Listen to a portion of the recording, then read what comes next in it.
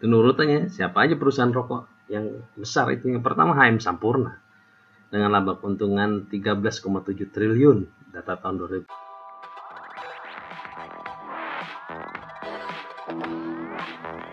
Ini adalah makalah dari Dr.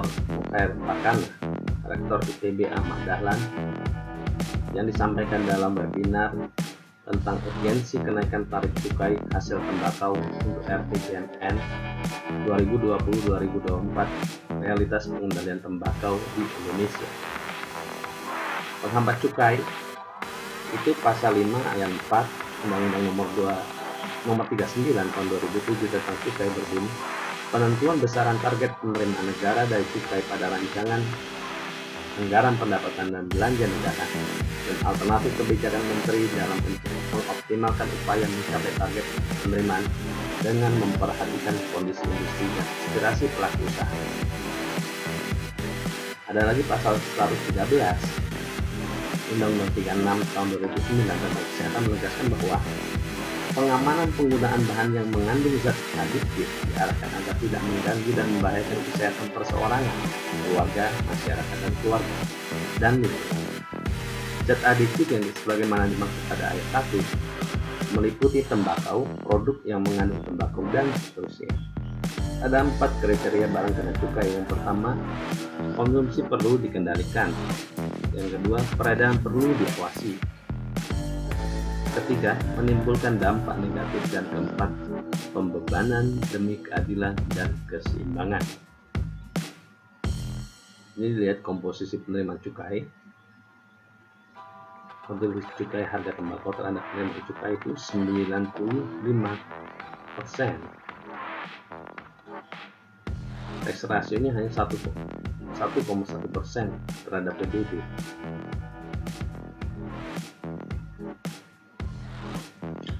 Ini yang menarik bahwa simulasi riset kenaikan cukai dengan 25%, maka dampaknya cukup positif terhadap prevalensi perokok pada tahun 2021.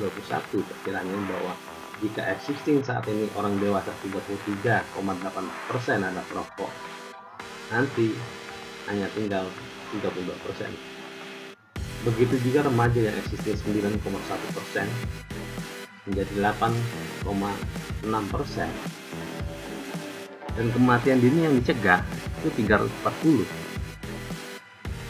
Dan kalau dilihat dari nominal pendapatan cukai tahun 2001 itu menjadi 226 triliun dengan existing sekarang 164,9.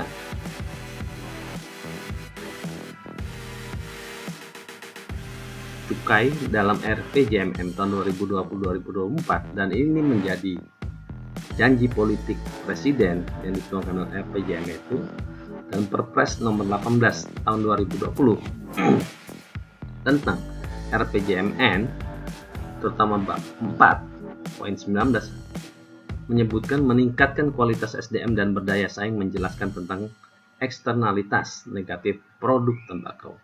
Dalam bagian indikator dan bagian terpenuhinya layanan dasar pencatatan indikator strategi untuk menekan persentase perokok usia 10-18 tahun dan remaja dari existing 9,1% tahun 2019 menjadi 8,7% pada tahun 2024. Dalam bagian pengendalian penyakit, RPJMN 2020-2024 mencantumkan beberapa strategi peningkatan cukai hasil tembakau secara bertahap, kemudian pelarangan total iklan dan promosi rokok, pembesaran pencantuman peringatan bergambar tentang bahaya rokok, hingga perluasan penggunaan cukai pada produk pangan yang beresiko tinggi terhadap kesehatan. Ini yang menarik.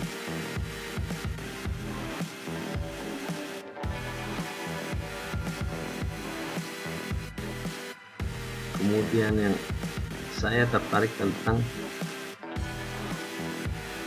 alasan ini.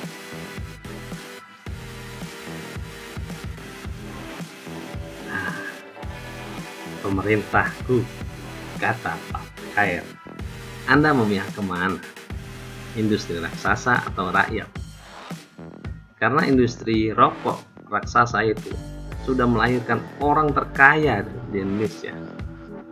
Sementara perokok itu lebih banyak dilakukan oleh orang miskin. Artinya orang miskin menyumbang pada orang-orang kaya itu. Siapa dia? Nah, ini bukan hoax karena ini juga tersebar dan namanya ada. Ini dimuat dalam majalah Forbes tentang 10 orang terkaya yang di Indonesia. Kita tahu siapa aja mereka? Robert Budi dan Mikhail Hartono. Di bawahnya keluarga Wijaya, di bawahnya lagi ada Prayogo Pangestu, urutan keempat Susilo Wonowijoyo, kelima Sri Prakasih Lodia, Antoni Salim, kemudian Datuk Sri Tahir, Bunyamin Setiawan, Khairul Tanjung, dan Yogi Hendra Atmaja. Nah, ini foto yang terpampang. Harta orang kaya ini di era pandemi ini justru melesat. Mungkin karena orang banyak merokok ketika di rumah. Coba bayangkan orang miskin menyumbang pada orang kaya. Menurutnya siapa aja perusahaan rokok yang besar itu? Yang pertama HM Sampurna dengan laba keuntungan 13,7 triliun data tahun 2019.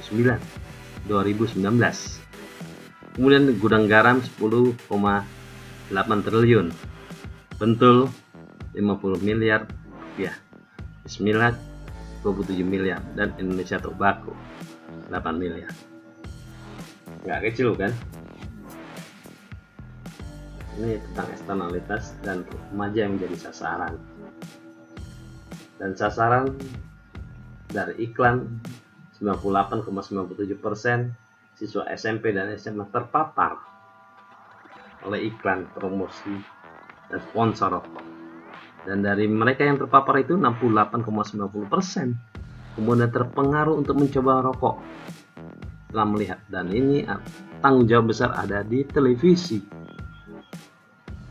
yang menjadi terbesar, penyumbang terbesar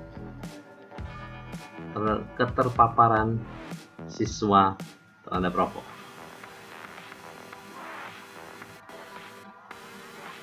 Dan Indonesia saat ini adalah negara dengan jumlah perokok remaja tertinggi di dunia. 20% dari total siswa SMP yang berusia 13-15 tahun sudah pernah merokok. Menyedihkan.